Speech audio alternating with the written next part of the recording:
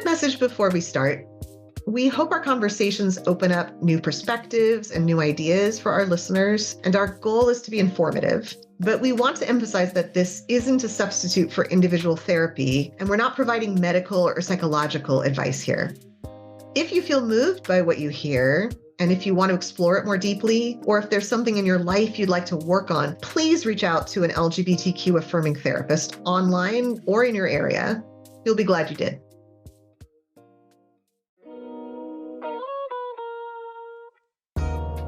Welcome to the Psych Out Podcast, where two psychology nerds get psyched up for LGBTQ affirming history, research, and practice. And now your hosts, Jen and Chris. Welcome, everybody, to the Psych Out Podcast. I'm Dr. Jen Bailey. I'm a clinical psychologist who primarily works with LGBTQ clients. And with me, I have Chris. Chris, why don't you introduce yourself? Hello there, everybody. I'm Chris, and I'm a master's student studying clinical psychology and LGBTQ plus affirmative therapy. And today we want to talk about a topic that I think comes up a lot when we're talking about trans experiences and also politics around trans experiences. And also, I think all of us can, on some level, relate to, and I think is useful to listen to for that purpose too. And that is the tyranny of regret. And more specifically, the tyranny of fear of regret. And we're talking about this largely in the context of people's fear about what's being called detransition, right? Or fear if I, or if my child, or if my loved one, or if people in my constituency or whatever transition down the road, they'll regret it. Yeah. Right. And we wanted to do an episode talking about, that specific theme, regret in the context of discontinuing treatment, whether temporarily or, believed to be permanently. But I think one of the things that we want to bring home on this throughout the episode is demystifying this kind of regret from other kinds of regret. Regret is something that we face when we make any sort of choice, and it's no different here, but it's frequently treated as an entirely different species of regret. Yeah. And I will say, what I want to do too in setting the stage for this is talk about how this conversation is going to go and why we're going to do it, how we're going to make this a trans affirming conversation. Because I also think this topic is really scary and uncomfortable nowadays because it's being used as a cudgel against trans people in ways that have very concrete outcomes and also being used as a cudgel against medical providers. So just to be clear, we're doing this in a trans affirming framework. And the trans affirming framework kind of has three, I want to say legs. So the trans affirming stool, I don't know. Affirming chair. The trans affirming chair. The trans affirming easel on which we paint our idea. Okay. Right? Okay. The first is that our aim here is not to root out those who might regret and therefore stop them from getting treatment. Mm-hmm. The aim is to figure out what causes difficulty for people and how to help improve care for everyone who comes to us for transition services, or how to have a better reaction to everybody in our lives, right? Yeah. And how to think inside of ourselves if we are approaching transition as well, what to think about. So this isn't about gatekeeping. This is about improving the path for everybody, whether they travel it all the way or they don't. And the second is this is really we're going to talk about overall trends, but really our approach is that overall is that everybody's unique and different. Mm-hmm. And it's really okay that everyone is unique and different, and that statistics rarely are helpful in a one-to-one correspondence with how to live your own life or help someone else in their life. So everybody's experience of gender and of transition is so embedded in their own self and context. It's unique, and that's okay. And in fact, that's wonderful. It doesn't have to be one single story. And how boring if it was. Yeah. And the third is that we want to, as much as possible in thinking about this, really privilege where trans voices are given the opportunity to be heard over the voices of the medical establishment, of which you and I are part. Mm-hmm. We're kind of on both sides of that fence, but like just recognizing that people who are defining these terms and creating these statistics and communicating them to the public primarily are people who are not experiencing this from the inside. So and we're going to talk about one study where it went the other direction, and you learn different things when you privilege the voices of the people who you're talking about. Shockingly. So Shockingly, yeah. yeah. So I think we've kind of talked a little bit about why we want to address this, and that Yeah. it's not for like gatekeepy purposes. It's for having a better journey for all of us Yeah. purposes. Hey, and I'll just tack on, when we talk about the way in which narratives about desistance are being weaponized, I think one of the ways that they are being weaponized, there are more concrete ways than this, where it's, these numbers are cited in legislation that, restricts affirming care for trans youth and for trans people in general. But one of the ways this is weaponized is to attempt to shame and cajole and really like try to force affirming therapists back into a more gatekeeping model without Yes. saying like we want you to start gatekeeping. Like this is an attempt to shame people into not trusting their instincts, Yeah. not trusting their training if they're lucky enough to have been trained in an affirming tradition. And affirming therapy is such a work in progress. There is still gatekeeping when you're talking about, us being part of the medical establishment. Like we are grappling with the extent to which there is still gatekeeping. But the way this is being weaponized is the creation of more gatekeeping without necessarily calling it that. Absolutely. That's such a good point. And I think I will add on top of it's trying to shame practitioners, it's also trying to make them scared. It's Yeah. trying to make them Yeah. scared. And it is difficult, like you said, like we do have standards of care for gender affirming therapy, but it's not like manualized in the way that CBT or DBT are, right? Like, which for those who don't know, like those are very specific kinds of like behavioral therapy. You can't like prove that you followed the manual or the rule book, right? Right. So, And I think so I that think, ties into what you were saying about, it's such an individual journey. Like you have yeah, to be able to talk to the person you're providing therapy for, figure out what support they need from you. And it's not, you're not finding that in a manual. You have to be right. willing to, work with whatever structure you can that you're comfortable with clinically. But if you're not doing an individual connection with an individual client, you're not doing the work. Yeah. Well, and you know what? That makes me also want to take that idea of like, okay, what I always say about regret and about any decision that you make, clinical or personal or medical, whatever, is we can never know that we're not going to regret that decision because we don't have a crystal ball. And also, you can know fully and for sure that you made that decision in the best way possible for you, Yeah. that you made it in an informed way, you made it in a pace that was right for you, you did what you needed to do to make a good decision for yourself. And my favorite quote about this, I'm a musical nerd, so it comes from like a Sondheim musical. I And love the it. quote is, yeah, the choice may have been mistaken, the choosing was not. The choice may have Mm, been mistaken, the choosing was not. So that's beautiful. yeah, it was beautiful. Sunday in the Park with George. Watch it, listen to it. It's profound. But I think that's, as clinicians, also a hard place to sit for parents too. A hard place to sit, but the only wise place to sit, which is you can make the best choice possible in the moment and not know if it's a mistake. Yeah. Yeah. I think there's so much talk about, people looking back and second guessing their choices and, that being a big part of how we talk about regret. And I think people want to look back on what they've done regardless of whether they're interested in second guessing or not. Like the looking back feels like something we all do all the time. And if you can look back and see something that the process of how you made that choice, how you came to the choosing of it, you're not even necessarily going to get into that, like, oh, what if I'd done differently? You're not going to get to that point of second guessing. And if Yeah. you are, maybe it's easier to break out of that loop. Yeah. And I I'll also, you had I think a good story about this that you may or may not want to share.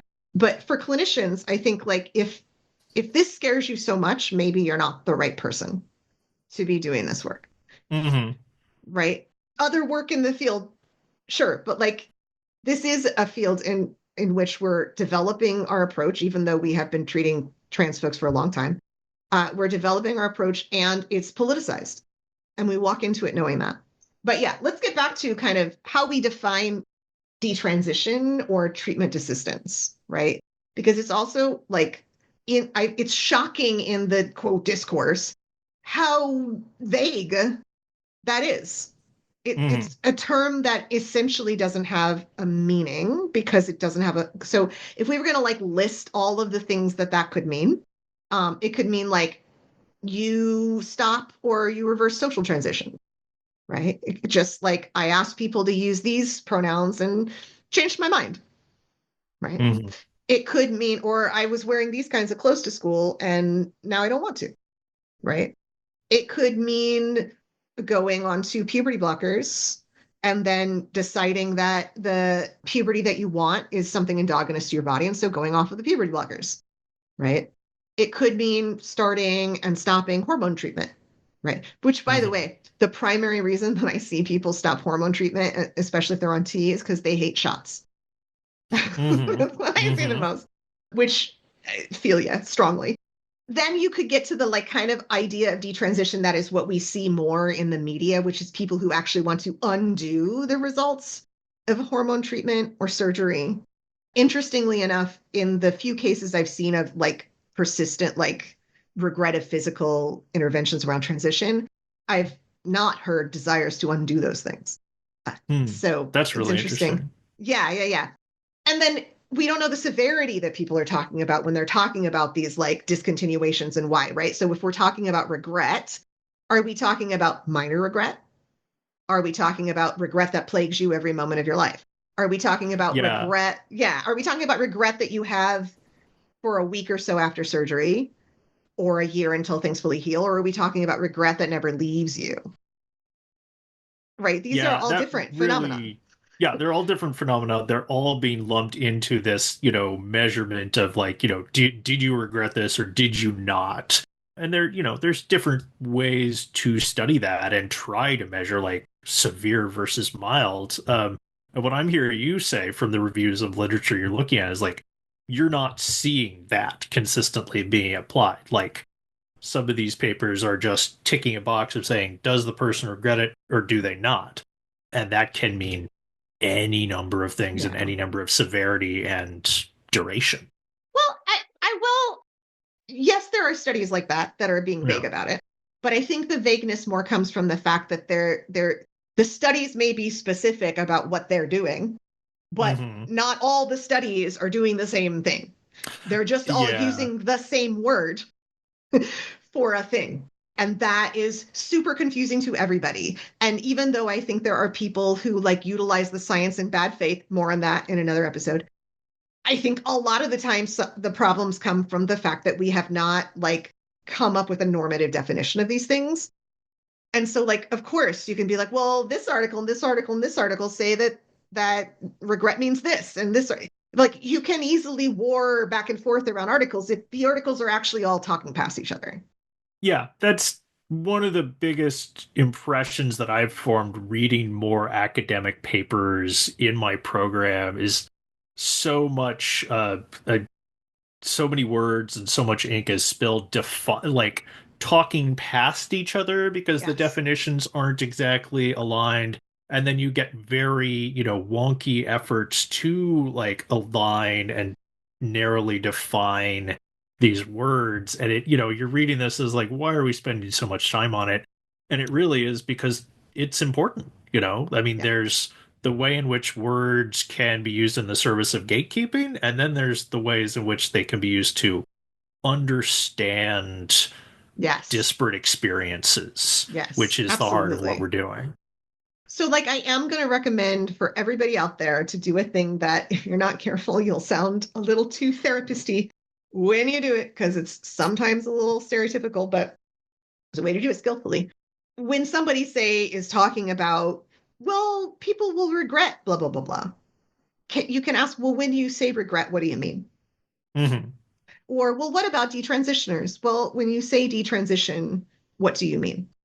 And I know we've gotten into this with the like, what is a woman? And you shouldn't question what, but actually the truth is like words are arbitrary creations and do have like a field of possible meanings. And it's important to establish whether you're on the same page Yeah. about the words that you're using. So yeah, a great question to ask if you're having really difficult conversations around this, maybe both, is when you use that word, what do you mean? I want to make Mm-hmm. sure that I am understanding you.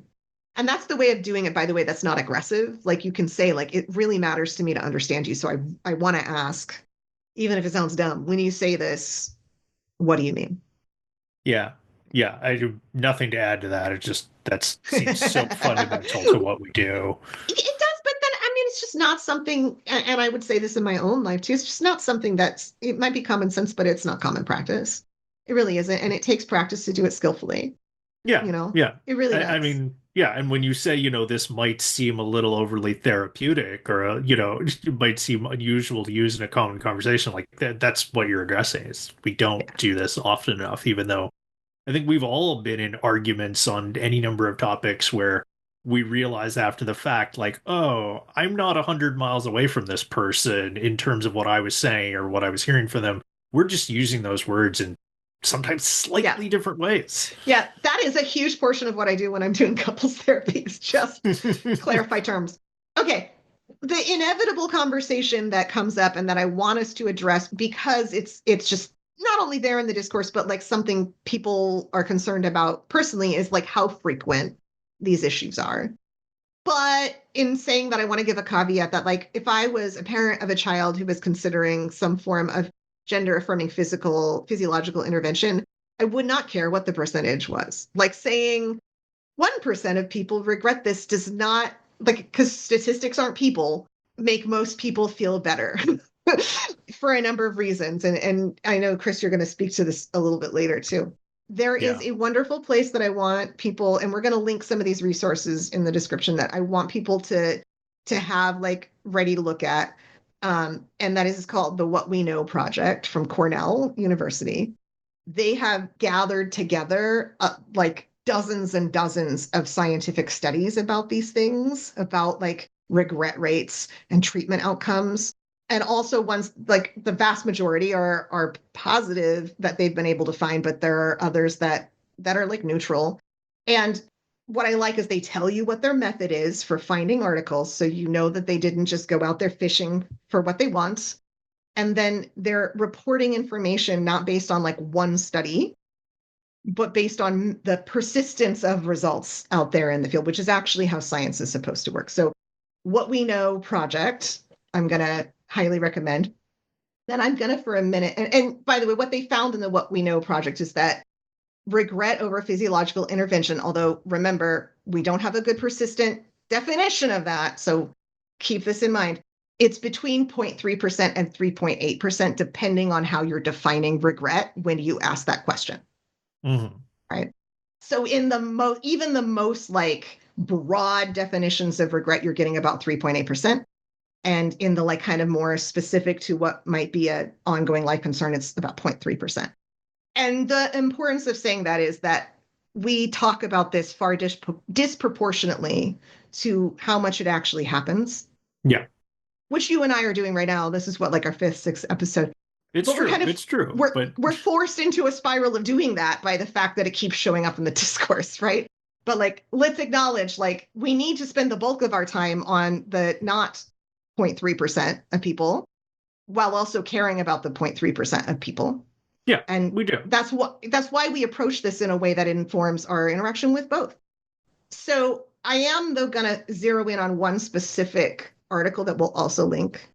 And this article is, again, like I've warned you, one article is one article. So like, let's keep that in mind. But the methodology of this article is something I want to talk about, and the results are really helpful and informative, at least to start asking some good questions. And in this article, they were talking about detransition, but they let the people they were surveying define for themselves what detransition was, Mm-hmm. right? And that was like kind of part of what they were going for, is like, what does detransition mean to you? What does it look like? And why does it happen, in your opinion? And it was like an open question, so that the people surveyed were really sort of setting a lot of the terms of what the results would look like, which I would love to see more studies doing that. And they found that 13.1% of the people that they surveyed, and I don't have the article up, so I can't go into like how they gathered their sample. Maybe I'll look at that another time. But we will link it. Yeah, we'll link the article. You can go in and read it. It's pretty readable. It's kind of heartbreaking, but it's pretty readable. And we'll get to why it's heartbreaking in a minute. This is not why, but like 13.1% said that they had at some point detransitioned. But by that, what they mean is that they stopped and maybe stopped and started treatment at certain times in their lives. Mm-hmm. Right? The number of people, and just statistically, if 13.1% is like a relatively accurate number, like look how much more that is than actual treatment regret, by quite a lot, which like even just mathematically suggests that maybe detransition is not a result of treatment regret most of the time. Right. It's likely to be the result of an awful lot of external factors, not, internal sense of gender identity and that shifting over time or being reevaluated. Yeah. Yeah. And this is like, that's exactly what like Turbin and colleagues, Turbin et al., as we like to say in the field, Turbin and colleagues found in this study. And I had put the name of the study somewhere to find factors leading to detransition. And there's more words than that, but if you just Google that, you can find it. Factors leading to detransition. And in that, out of this 13.1% who said that they had at some point detransitioned either temporarily or permanently, 16% reported that that was from an internal factor, meaning primarily like doubt or discomfort with how their body ended up looking, which I did the math. Actually, Google did the math for me. And it's like 0.2% of the overall sample that they started out with. And 82.5% reported at least one external percent. And if you do the math, like, well, actually, just did math in my head, that actually does come out to 100, but actually there was a lot of overlap. Like some people would like report, most of the people who reported internal factors also reported external factors, right? Right. So most of the external factors, like the most common were, it was just too hard for me. These are direct quotes, by the way. Pressure from a parent, pressure from community or social stigma, and I had trouble getting a job. Those were all said by about a third of respondents. So they weren't asked to give one singular reason. They were asked to give as many reasons as possible, which again, decisions are complex, right? They're usually not based on one thing. Mm-hmm. But just to take a second and read some of the comments that, some of the other things that were listed, we have, I didn't pass. We had legal pressure regarding child custody, some side effects from medications. Some, like every medication has side effects, and for some people, it's not a good one. Decided to have kids is one of them. Religious pressure was on there. Playing competitive sports was on there, which actually I've seen a number of times in young people who want to play on a sports team and can only play on the team matching their assigned gender at birth for a number of reasons. Mm-hmm. There's also, my gender feels complicated and changing all the time, or I like going back and forth between genders. And I will say I've seen that a number of times, and never in a angry way, more in a, this is a neat thing to find out about myself kind of way. So were any of those surprising for you, Chris, when you heard them? Gosh, none of them jumps out specifically as like, oh, this was the most surprising. But I think it's just, I don't know. I tend to think of it as a very complicated, thing that we do when we're thinking about transitioning, when we're, thinking about the joy and, the discomfort or the judgment that comes from it. I look at oh that my gosh, you say that and I realize I missed a bunch of ones that are right there. So I have to jump in or my head's going to kill me. Go mental for it, health go for it. professional, a mental health professional told me I'm not transgender and I thought I was just crazy.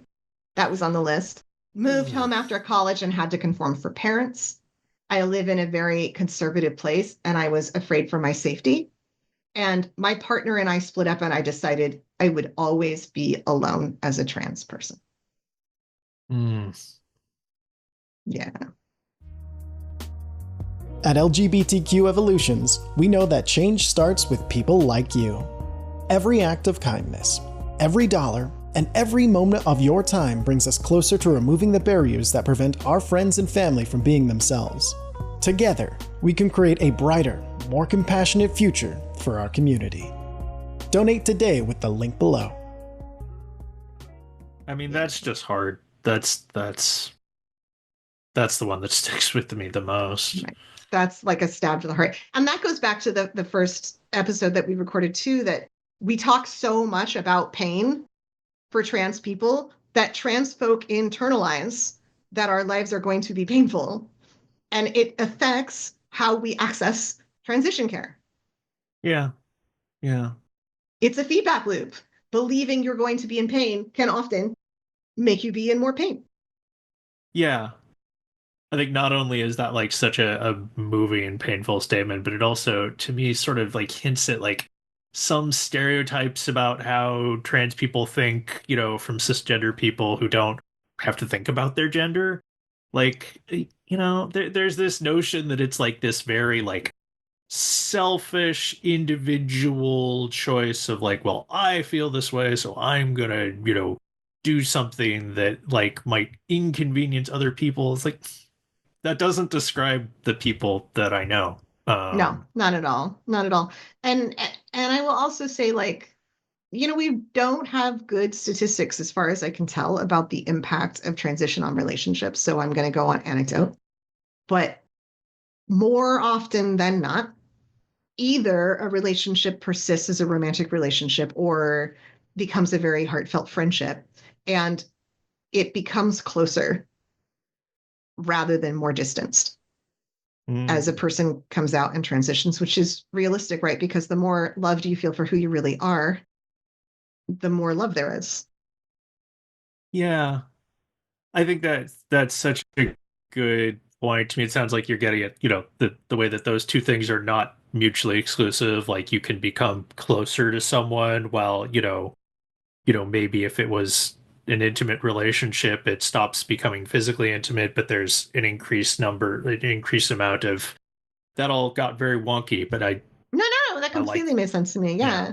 And it's like being loved for someone I'm not isn't really being loved. So it's usually walking into love and not walking out of love.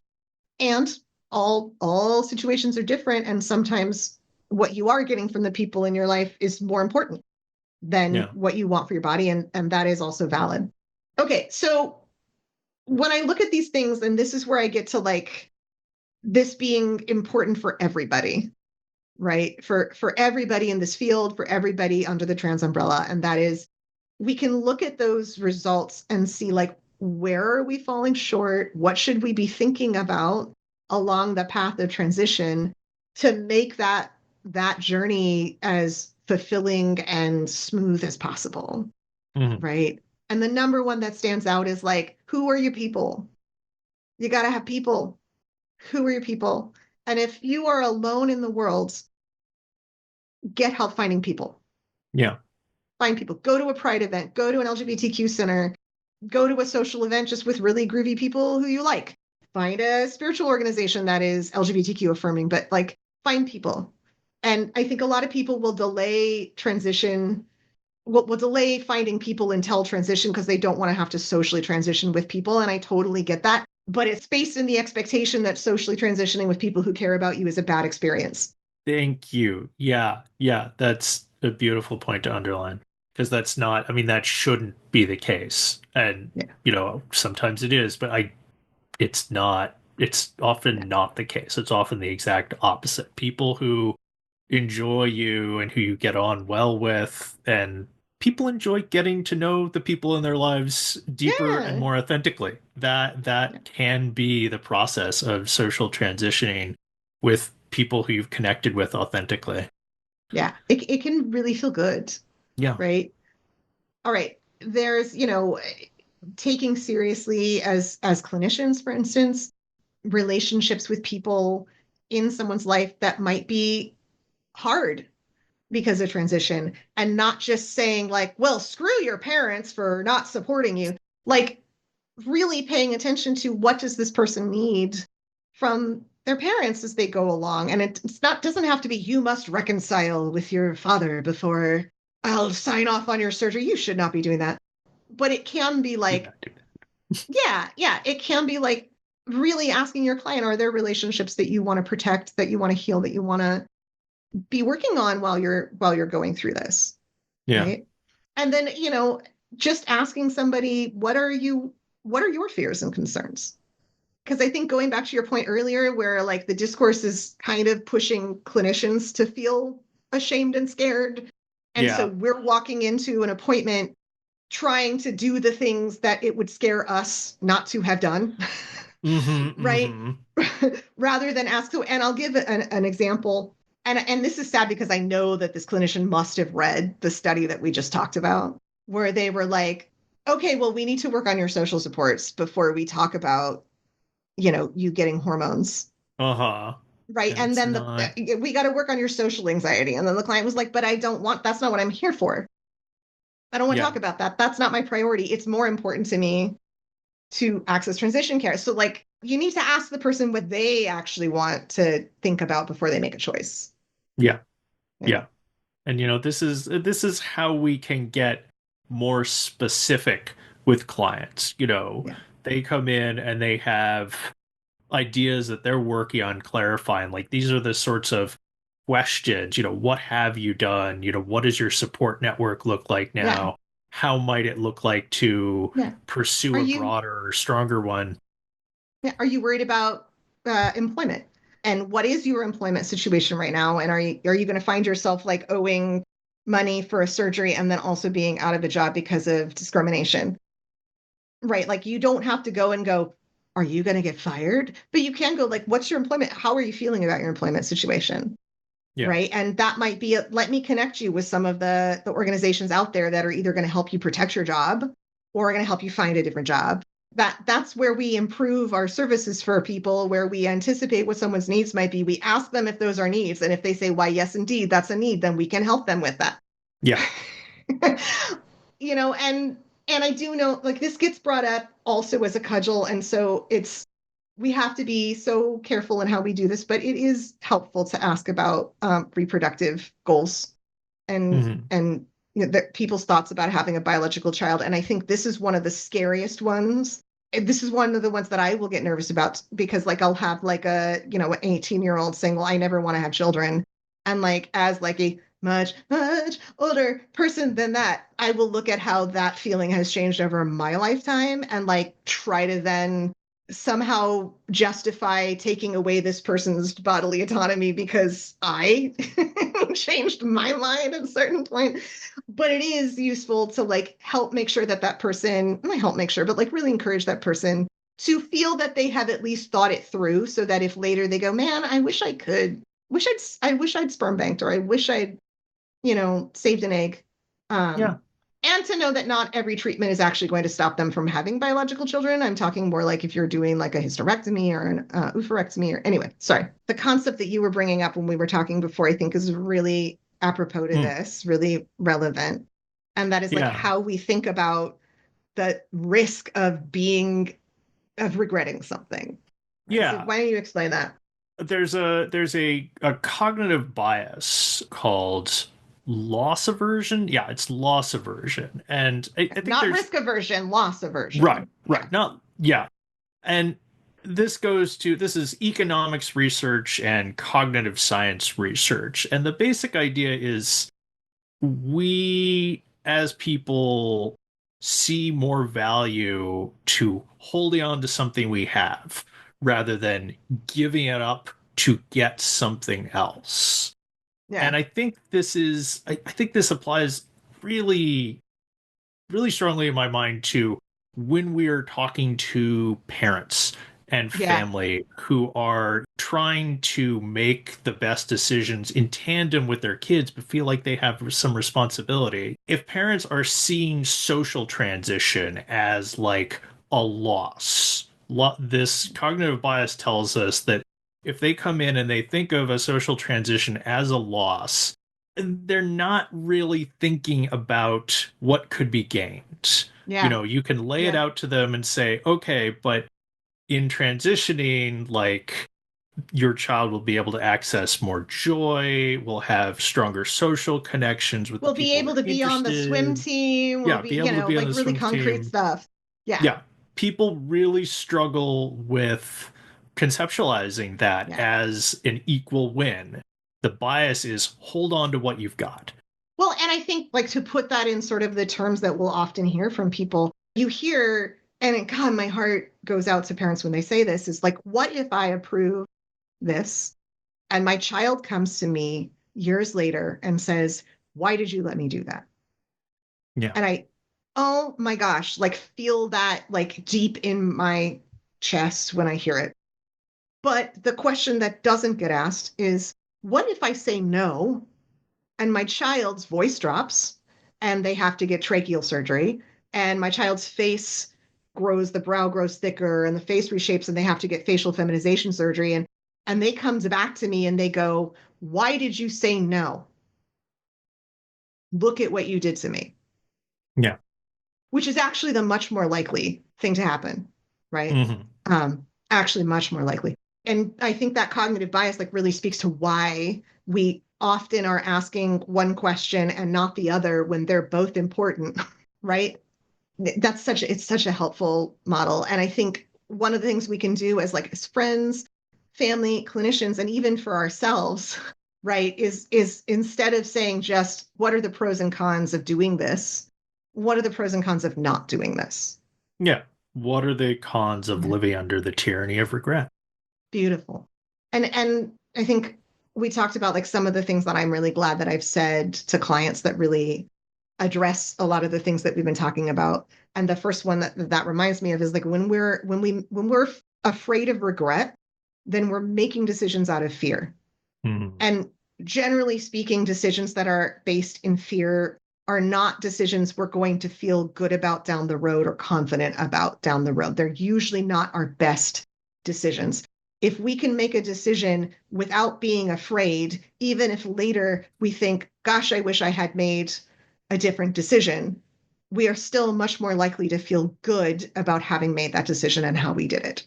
So Yeah. try to get out from under the shadow of the tyranny of regret so that you can make a decision that you feel good about, even if it's the same decision that you would have made out of fear. Mm-hmm. And I think that goes also to like this is like kind of my mantra with all of my clients. And I try to say this to myself too, and it's much harder to say to myself, but like that, I cannot promise you that you are making an objectively right decision. Mm-hmm. In part because there's not a lot of objectiveness to like the ups and downs of our personal journey, but also because we can't predict the future. All I can promise you is that you can look back and know that you did the best you could in making this decision, right? The choice may have been mistaken, the choosing was not. Yeah. And then like the last one though, I think, and this is about like putting the ball back in their court, like really making it clear that this is the person's journey who is seeking transition, whatever level that is, not mine, right? Not their parents, not society or Congress or the swim team. And that is like, you do not owe your gender to anyone. You don't owe it to anyone. And I say that as a therapist too, because I don't want clients to feel afraid that I will be upset Mm-hmm. or take it personally or be afraid if they come in and say, you know what, I changed my mind. Yeah. Right. I want them to know that it's a safe place to, however we want to define that, detransition if they need to. I've had clients who've, like their parents have fought so much for them to like change their pronouns at school. And then they're like, well, I said I wanted my pronouns to be she, her, but actually I want they, them. And the parents are like, right. Which is Really? so common. Like Yeah. that's such a Yeah. common experience that we see friends and acquaintances have in the It really community. is. Like, but people really they agonize over that. Well, and it's fair. Like, parents Yeah. being like, we became the they, them parents at the PTA, and now you're telling us we need to use he, him. What? Like, fair. But like, you want to tell the client, you don't owe protecting your parents from that. Yeah. right? You not at the cost of who you are. You don't owe it to the LGBTQ community to be like the model transitioner, right? Yeah. Who follows the narrative of what is. You don't owe it to anybody. You do not owe your gender to anybody, only to yourself. Yeah. So I think that's what I needed to say here. Anything that you want to add that we maybe we didn't touch on? Any takeaway for you? What is your main couple of takeaways? Couple of takeaways. Let me skim through our notes and see if we had a lot of notes for this. Let's make sure we're not missing anything. By the way, this is what happens when we have an episode that's like based on a presentation that I've done in the past. is that we just end up with way too many notes. Yeah. But no, I think I really liked. I think it really is important to. I'll just underline what you were just saying, because it's something that's been important to me for a long time. It's like people don't owe their gender to other people. You know, I've had periods in my life where, you know, the thing that kept me from socially transitioning was, you know, feeling like it was a responsibility to try to like, you know, perform masculinity in a certain way that could be, you know, abstractly helpful or concretely helpful. And that sense of owing something to other people, to our therapist, to our family, is owing things to other people is an important part of the social contract. But I do not think that we gain when we owe our genders to other people. Yeah. This is not that currency. Yeah, this is not that thing. And I think the other takeaway that I have from this that I think is kind of like deep personal wisdom for any of us, and that is, at some point, you will go through something that is full of unexpected challenges, reconsiderations, reversals, disappointments. In fact, I think that's more characteristic of the big things in our lives than it is not. And not only is that okay, but you can actually take joy in that because it's about discovering yourself and it's about discovering how the world works. And like, how boring would life be if it was all point A to B to C? Yeah. So we don't have to be afraid of complexity. No, exactly. And changing our minds and trusting that what we once thought and what we now think or now are becoming to think, like all of those things have value. Yeah. And also, like a lot of the time, I would say the vast majority of time in my work, you have those challenges and reconsiderations and reversals and disappointments, and you still end up in the place that you aimed at going to begin with. That is usually what happens. It does not mean just because you're having some like ups and downs and backwards and forwards that you were like wrong at the beginning. Right? Yeah. Usually it doesn't mean that. So yeah, this is our plea for complexity, just in the way we experience our lives in general, and the grace to give other people room to have complexity in their lives, and just to get out from under the shadow of fear of regret. All right. So I think that's our time. We might have gone over. We might be splitting this into two. I don't know. Yeah, this might be a little longer one for us, but there was a lot. I mean, we're talking about complexity, so of course it's going to go long. Of course. Oh, well done. Well done. You're so good at reframe. There you go. Thank you. That's how you know you're in the right field. Either that or you should be a salesperson, and I prefer you as a therapist. I have strongly rejected that as a life path for a long time. That was not going to be me. Yeah. I'm not good at it. No, so you don't regret not doing it? No, I do not. There you go. There you go. All right. So on that note of being out from under the shadow of regret, we look forward to talking to you next time. And I hope that you're able to, learn something from what we're saying. And regardless of who you are and where you're coming from, feel like you can take that out and apply it to your life. I sure hope so. Thanks for listening, everybody. Yeah. Jen, wonderful to talk to you. Wonderful as always to talk to you. Bye, everybody. Bye. You've been listening to the Psych Out Podcast. For more information on today's subject, information about our charity, or to find our Patreon, check the links below. Join us next time to learn more about the psychology of who we are.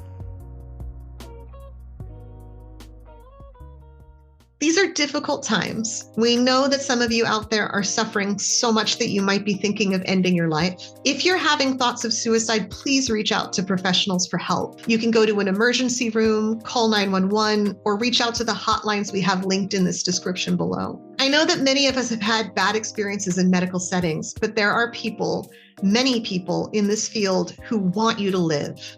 Please reach out for help so that you can find them. We want you around for our next talk.